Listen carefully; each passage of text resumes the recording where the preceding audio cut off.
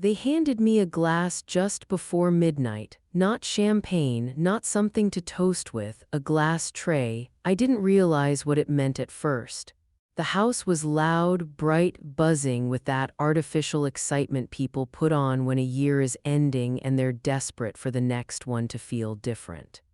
Gold streamers hung from the ceiling. Music thumped softly from hidden speakers. The kind of music that sounds festive but forgettable. I stood near the kitchen island while everyone else gathered in the living room.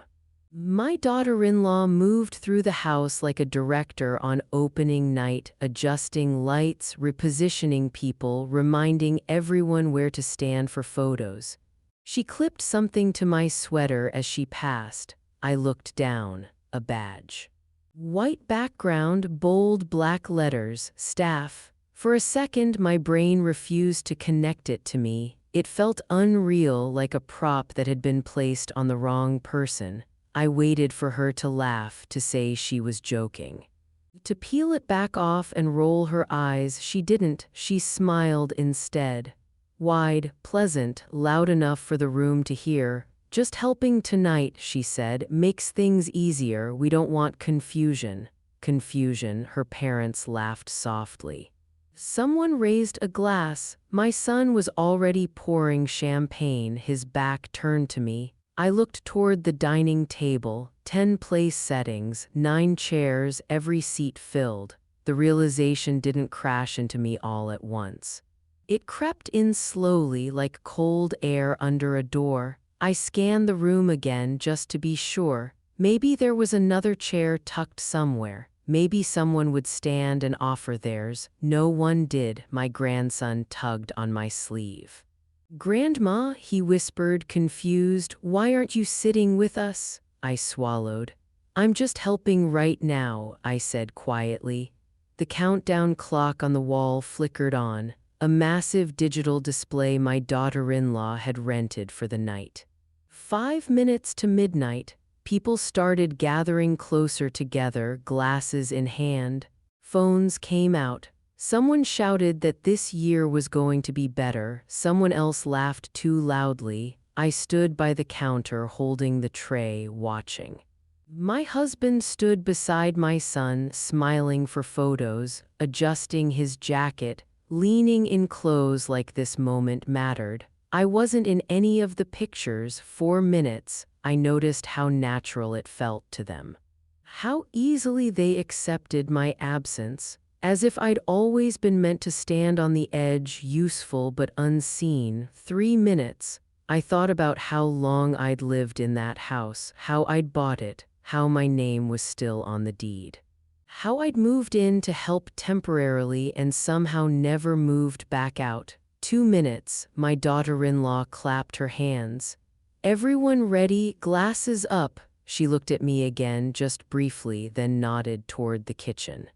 I lifted the tray. 1 minute. My hand drifted to my wedding ring without me thinking about it. The gold felt warm against my skin, familiar, heavy, 42 years of weight. The countdown started. 10, 9, 8. People leaned into each other, arms wrapped around waists.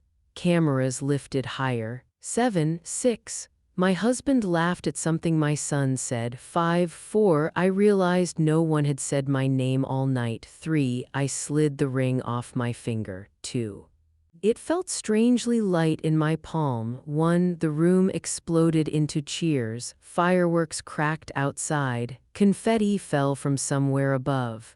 Champagne spilled. People hugged and kissed and shouted, "Happy New Year." I stepped forward. The tray stayed on the counter. I walked straight to the table and placed the ring gently in front of my son's glass. The sound it made was soft, but the room went silent. He looked down, then up. "Mom, what are you doing?" I met his eyes. Calm, clear, certain. "You just lost everything." For a moment, no one moved. The music kept playing, cheerful and out of place, like it hadn't gotten the memo that something had just snapped.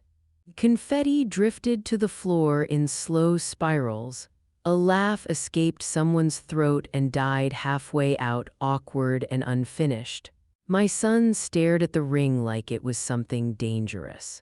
"Mom," he said again, lower this time, "what are you talking about?" My daughter-in-law recovered first. She always did. She had that instinct: smooth over, redirect, make discomfort look like misunderstanding. "Don't be dramatic," she said lightly, waving a hand.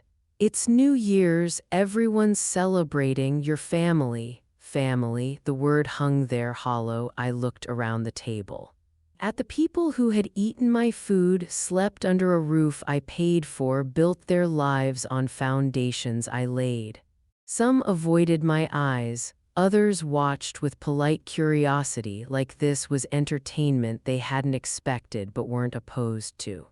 "If I were family," I said, my voice steady, "I'd have a chair." No one answered.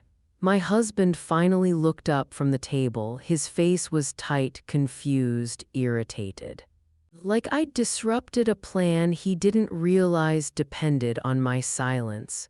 "Victoria," he said, using my name the way people do when they want control back, "let's not do this right now, right now." As if dignity had an appointment slot, I reached up and unclipped the badge from my sweater.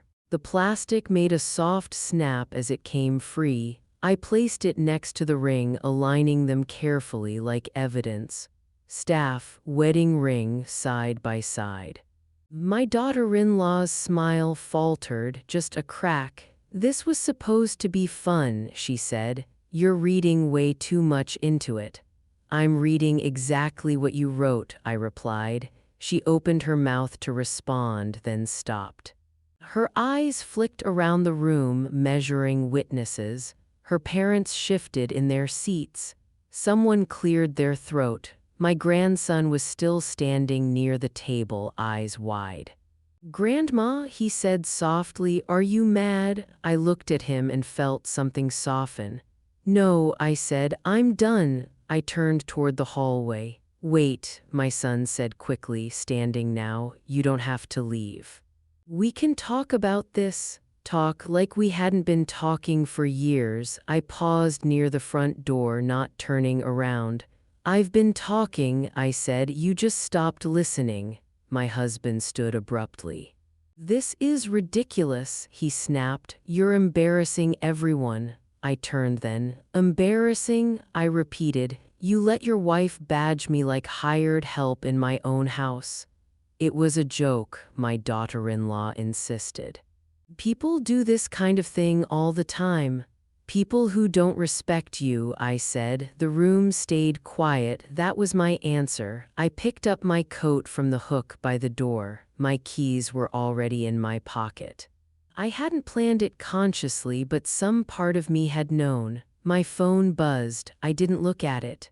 As I opened the door, cold air rushed in, sharp and clean.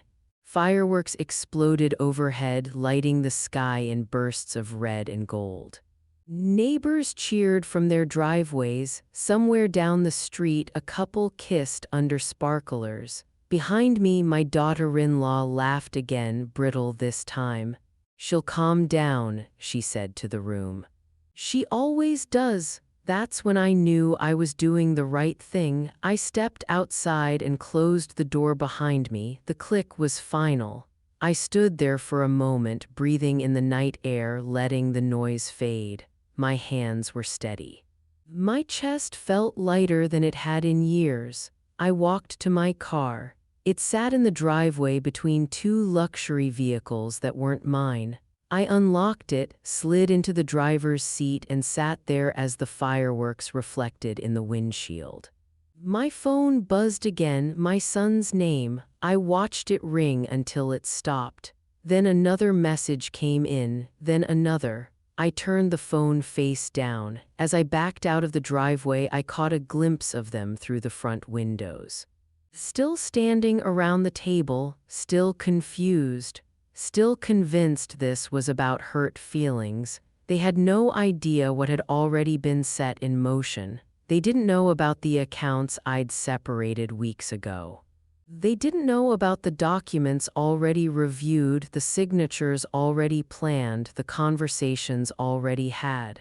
They thought the year had just begun. For me, it had ended exactly where it needed to.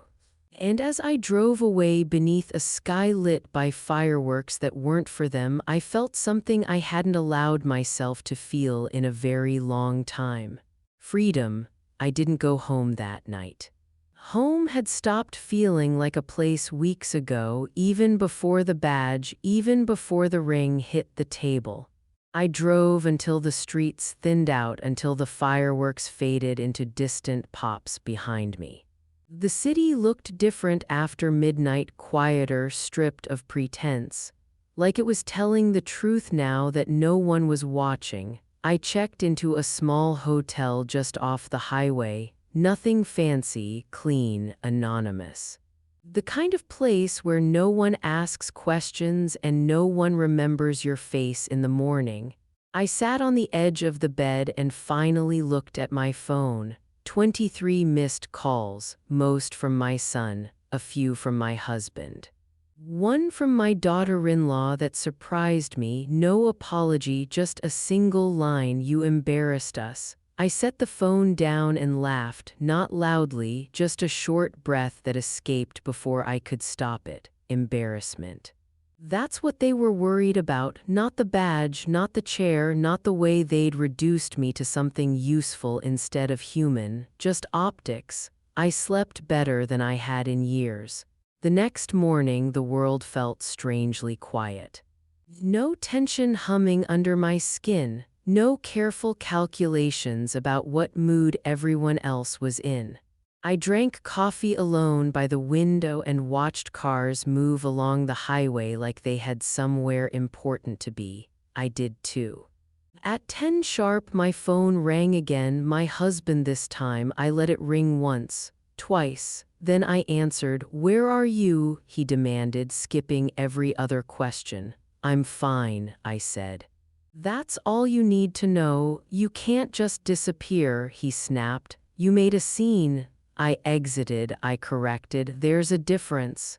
He exhaled sharply. "You're blowing this out of proportion. You always do." That old line, familiar. Comfortable, it used to work. "Listen carefully," I said. "I'm not coming back to smooth things over." Silence. "What does that mean?" he asked finally. "It means you should stop assuming I'll absorb whatever you throw at me," I said. "Those days are over." He laughed, short and dismissive. "You're upset. Give it a few days."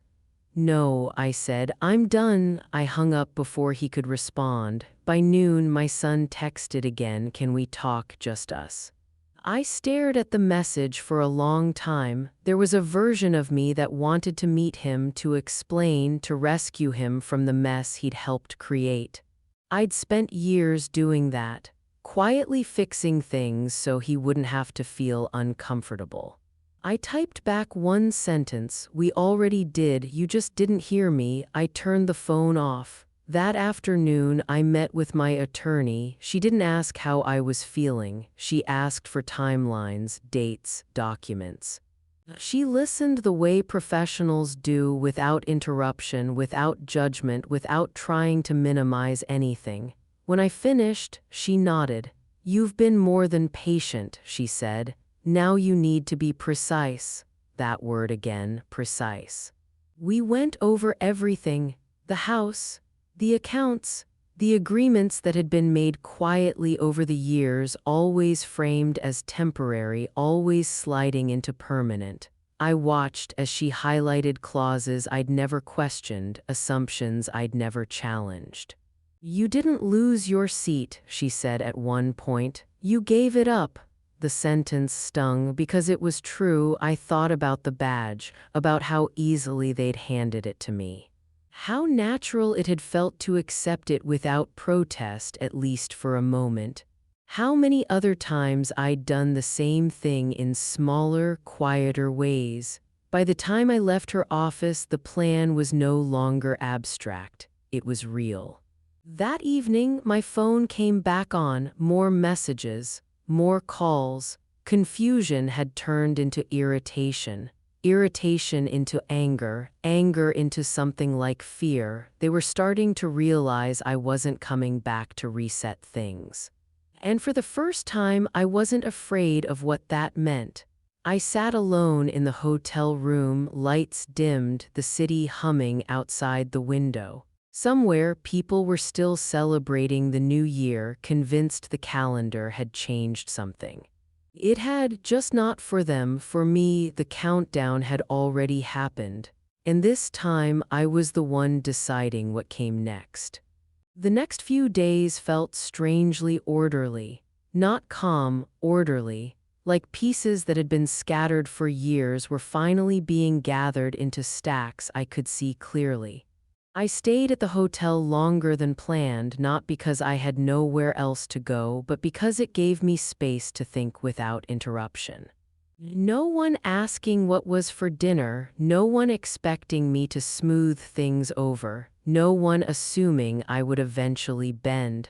My phone stayed mostly silent after that. A few short messages, no apologies. No questions that suggested reflection, just variations of the same theme. You're overreacting. We need to talk this out. You're making things difficult. Difficult, another familiar word. It had always been easier to call me that than to acknowledge what they were doing. On the third day, my daughter-in-law finally called. I let it go to voicemail. She left a message anyway. Her voice was controlled, tight, like she was performing restraint. "I don't know what you think you're doing," she said, "but you're blowing up the family over nothing. We were trying to include you. You chose to take it the wrong way. Include me as staff." I deleted the message. That afternoon, I went back to the house. Not to move back in, not to argue, to retrieve what was mine. I waited until I knew they'd all be out. My attorney had advised me to do it this way. Clean, documented, no confrontation. The house felt different when I walked in alone. Quieter, smaller, like it was holding its breath. I walked through the rooms slowly. The living room where I'd hosted holidays. The kitchen where I'd cooked meals that went unnoticed. The guest room that had quietly become my permanent space without anyone ever saying the words out loud. I packed only what mattered: clothes. Personal papers, photographs they hadn't bothered to frame, items that told my story without needing explanation. In the kitchen, I paused at the island. That was where the tray had been placed. The spot where I'd stood, waiting for permission I shouldn't have needed. I felt something tighten in my chest, then release. I wasn't angry anymore. I was finished. By the time they got home, I was already gone.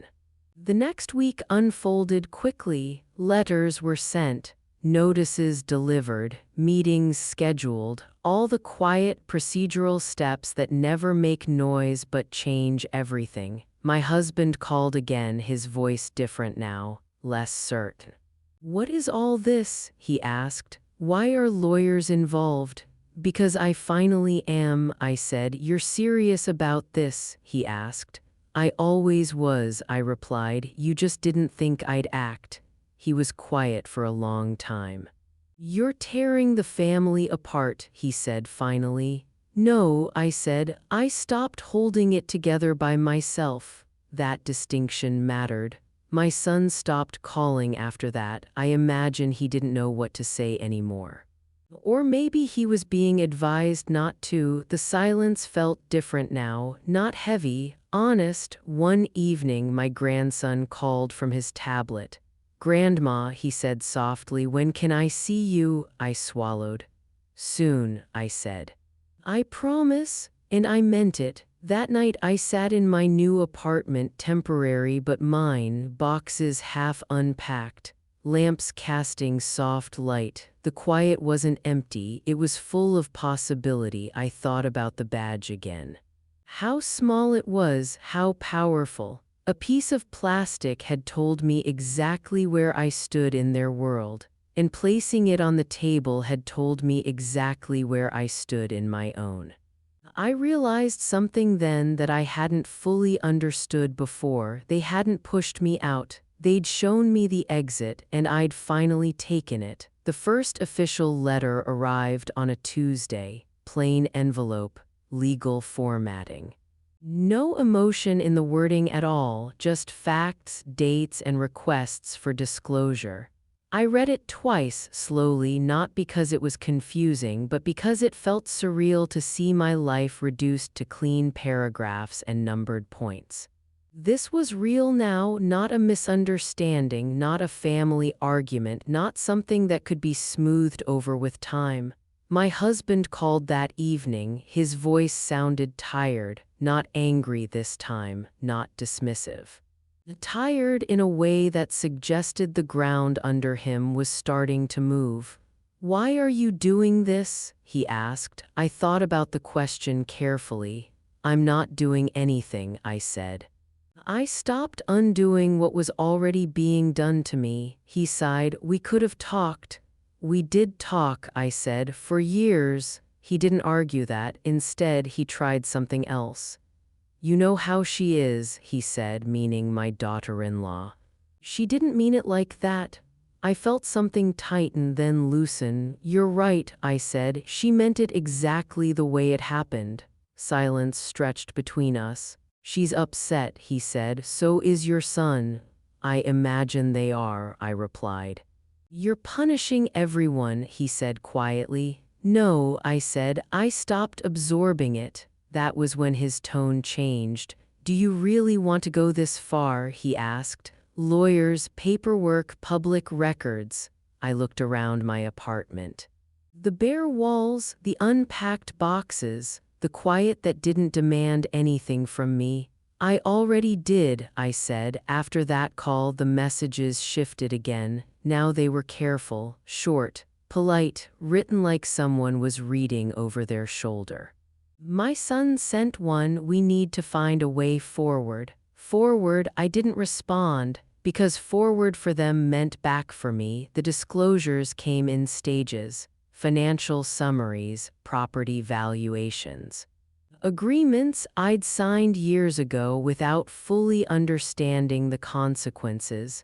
Not because I was careless, but because I trusted people who benefited from my silence. My attorney walked me through each document. "This clause," she said once, tapping the page, "assumes you'll always comply." I laughed softly. "Not anymore," I said. She smiled. At night, I thought about how quietly control can be taken. No shouting, no ultimatums. Just assumptions layered over time until they feel permanent. I remembered the badge. How easily it had been clipped to my sweater, how no one asked if it was okay, how I'd stood there holding a tray, wondering when I'd agreed to that role. The truth was, I never had. I just never said no loudly enough. A week later, my daughter-in-law sent an email, long, defensive, carefully worded. She explained intentions, context, stress, misunderstandings. She never apologized. At the end, she wrote, "I hope we can put this behind us and move on as a family." I closed the email. Some things aren't meant to be put behind you, they're meant to be learned from. The legal process moved steadily, predictably, without drama. And that, more than anything, unsettled them. There were no scenes, no emotional outbursts. No moments they could point to and say, "See, this is why she's unreasonable." There was only consistency, and consistency is hard to argue with. One afternoon, my attorney called. "They want to settle," she said, quietly. I wasn't surprised. "What does that look like?" I asked. She outlined it: fair terms, clear boundaries, no room for reinterpretation later. I said yes. Not because I was eager to end it, but because I was ready to move forward on my own terms. That night, I stood by the window and watched the city lights flicker on one by one.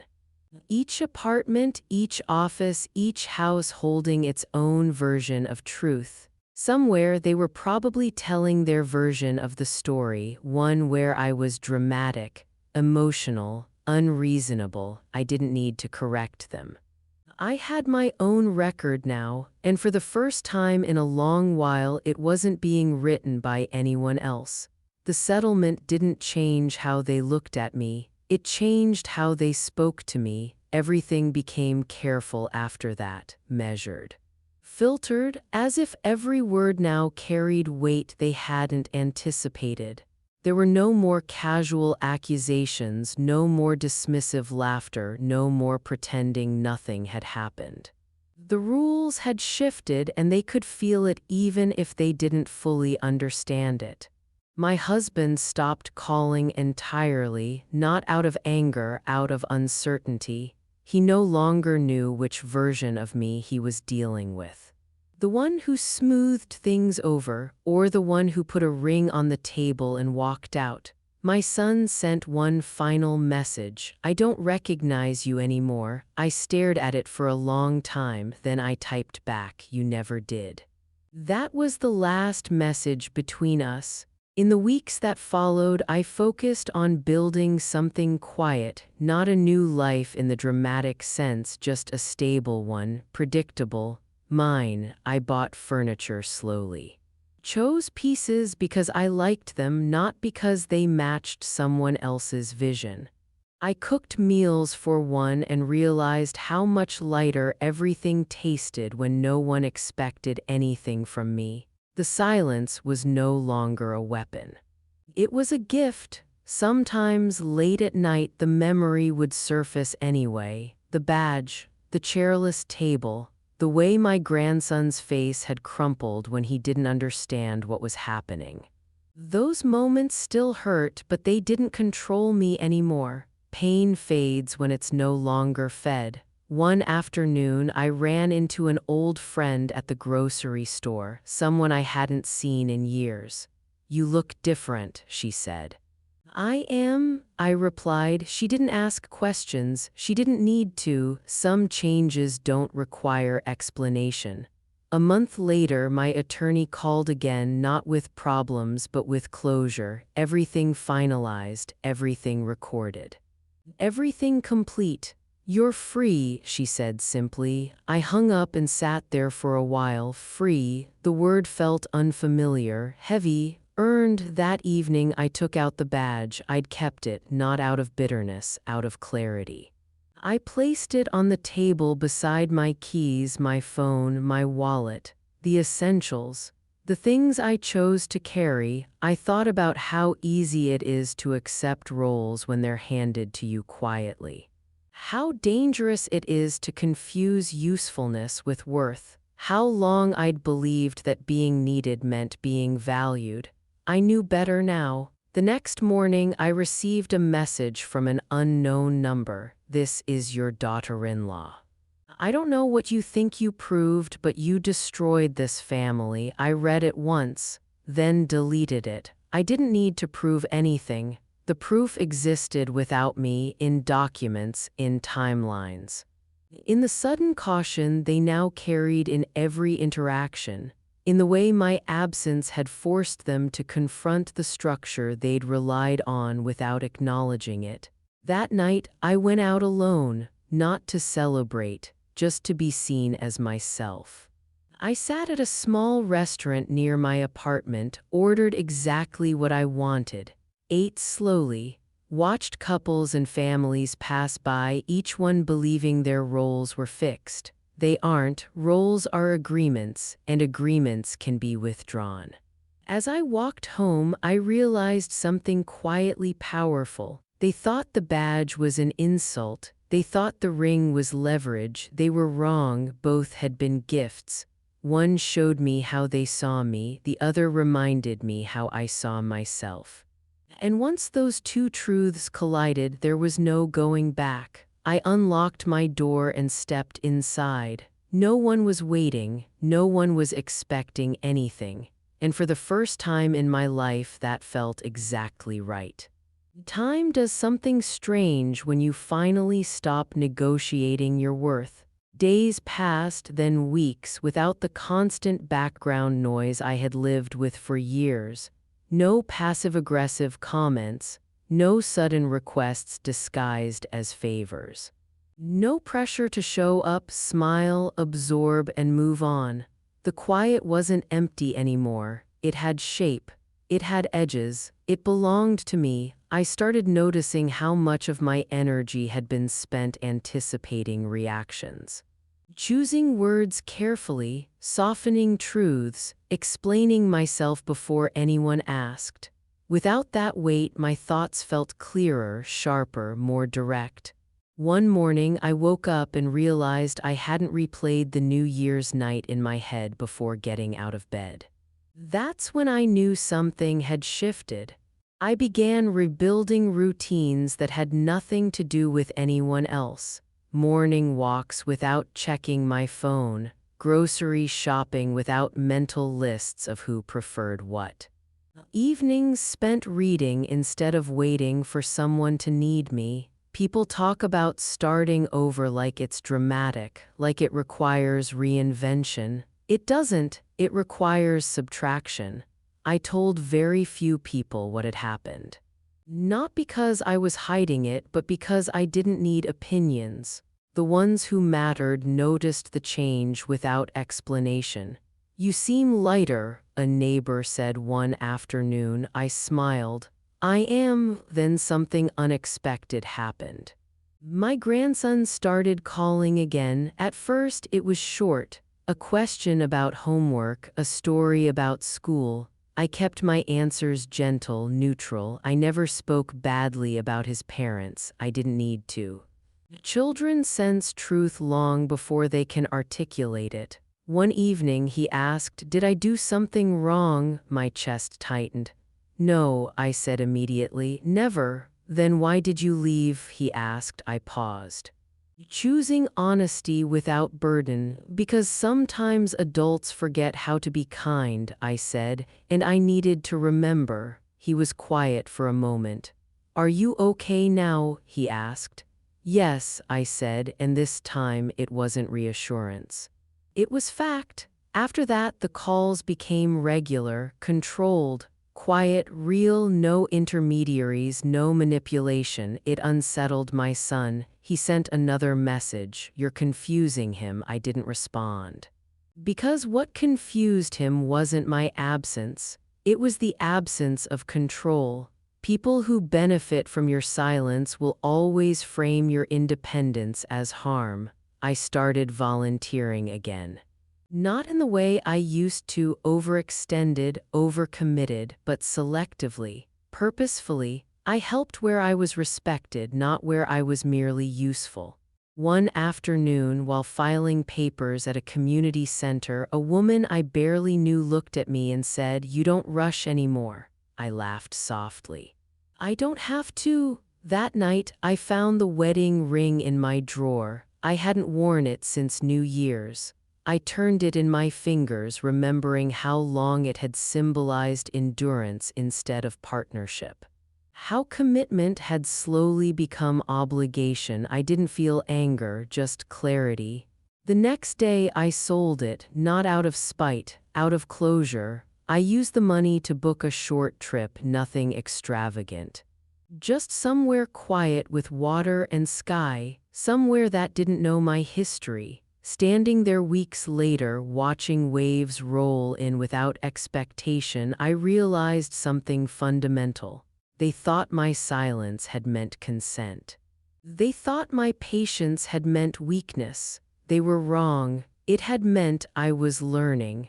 And now that I had finished learning, I was no longer available to be taught the same lesson again. Being away did something I hadn't expected. Distance stripped the story down to its essentials. Without the house, the table, the familiar roles, I could see the pattern clearly, how small compromises had stacked quietly over years until they formed something rigid, something unbalanced. It wasn't one moment that broke it. It was repetition. It was expectation turning into entitlement. I walked along the water each morning, watching the tide move in and out without apology. Nothing asked it to stay. Nothing accused it of leaving, it simply followed its nature. I realized how long it had been since I'd allowed myself the same freedom. My phone stayed mostly quiet, a few updates from my attorney. One brief message from my son that read like a status report rather than a conversation. I didn't respond. I didn't need to. Silence, used deliberately, can be a boundary instead of a wound. When I returned, the city felt familiar but not confining. I unpacked slowly. I placed things where they felt right, not where they were expected to go. I hung a single photo in the living room, one I liked, one that reminded me of who I was before I learned to disappear for the sake of peace. Word traveled as it always does. People I hadn't spoken to in years reached out, some with concern, some with curiosity, a few with thinly veiled judgment. I kept my answers short and true. I'm well, I made a change, I'm happier, that was enough. One afternoon, I ran into my husband by accident, a grocery store aisle, cereal boxes between us like neutral territory. He looked older. Not in a dramatic way, just tired, unsettled. "We need to talk," he said. "I'm listening," I replied. He hesitated. "I didn't think you'd actually leave. I didn't think you'd let me stand there," I said. He opened his mouth, then closed it. There was no argument to reach for anymore. "I miss you," he said finally. "I miss who I was," I said, "and I can't go back to that." We stood there a moment longer, then he nodded.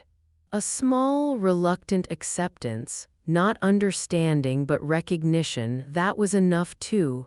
Later that week, my grandson came to visit, just him. No explanations, no conditions. We baked cookies, we talked about school. He asked if I was staying. "I am," I said, "in my life." He smiled, satisfied. After he left, I sat alone at the table, my table, and felt a quiet certainty settle in. This wasn't revenge, it wasn't punishment, it was alignment. My actions finally matched my truth. People think power is loud, that it announces itself with ultimatums and raised voices. It doesn't have to. Sometimes it's as simple as choosing not to play a role you never auditioned for. I thought about the badge one last time, how it tried to name me, how easily it failed.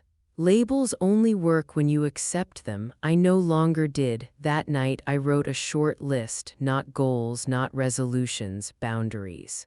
Things I would no longer negotiate: silence when needed, presence when it mattered, respect as the minimum, not the reward. I folded the list and placed it in a drawer, not as a reminder, just as a record. The world didn't end because I stepped out of line, it adjusted, and so did I. People assume the story ends with closure, a settlement, a conversation, an understanding reached across a table. It doesn't, it ends with something quieter. Acceptance, not theirs, mine. I stopped waiting for apologies that were never going to come in a form that mattered. I stopped expecting insight from people who had benefited too long from my patience. The need to be understood faded once I understood myself. That surprised me. I used to believe peace required agreement, that if everyone could just see my side, things would finally settle. What I learned instead was that peace comes when you stop asking permission to step away from what hurts you. The new year passed, then another month. Life didn't dramatically transform, it stabilized. And stability, I discovered, is underrated. I built routines that felt intentional: morning coffee by the window, afternoons that weren't rushed, evenings that didn't revolve around anyone else's expectations. I learned how much of my life had been shaped by anticipating reactions instead of listening to myself. Every so often, a memory surfaced. The badge, the empty chair, the ring on the table, they didn't sting anymore. They informed. They reminded me of the moment illusion cracked, the moment I stopped negotiating reality for comfort. Those images became markers, proof of when my life turned toward honesty instead of harmony. I saw my husband a few more times after that, cordial, distant. We spoke like people who shared history but no longer shared direction. There was grief in that, but also relief. Some relationships don't end in explosions. They end in quiet acknowledgement that the version you survived together is no longer the one you want to live in. My son and I remained careful, polite. Limited. I loved him, I always would, but love no longer meant self-erasure. That boundary was non-negotiable now. My grandson continued to visit. He adjusted easily. Children often do when they're given honesty instead of excuses. Watching him grow without absorbing the tension of adults pretending everything is fine felt like a small redemption. One afternoon, as we sat at the table drawing, he looked up and said, "You seem happy." I smiled. "I am," I said. And it wasn't something I needed to qualify. Happiness didn't arrive with fireworks. It came with alignment, with knowing my yes meant yes and my no meant no, with not needing to prove my worth through usefulness. I thought back to the night that started everything, how they thought the badge would place me, how they thought the ring would bind me, how they thought I would stay. They miscalculated. Not because I became someone new, but because I stopped abandoning who I already was. The truth is, they never took my power. I handed it over slowly, piece by piece, believing that was the cost of keeping peace. Taking it back didn't require permission, it required clarity. And clarity doesn't shout, it doesn't argue, it doesn't beg, it simply leaves when the terms are no longer acceptable. I don't regret how long it took me to learn that. Some lessons only arrive when you're ready to stop repeating them. If there's anything I'd tell someone standing where I once stood, it's this: pay attention to the moments that make you shrink. Notice the roles handed to you without discussion. Listen to the silence that follows disrespect. Those moments aren't accidents. They're information, and once you see them clearly, you don't owe anyone the comfort of pretending you didn't. The world didn't collapse when I stepped away. It reorganized, and so did I. For the first time, I wasn't standing at the edge of someone else's table, waiting to be included. I had built my own, and I was finally sitting at it fully, freely, and without apology.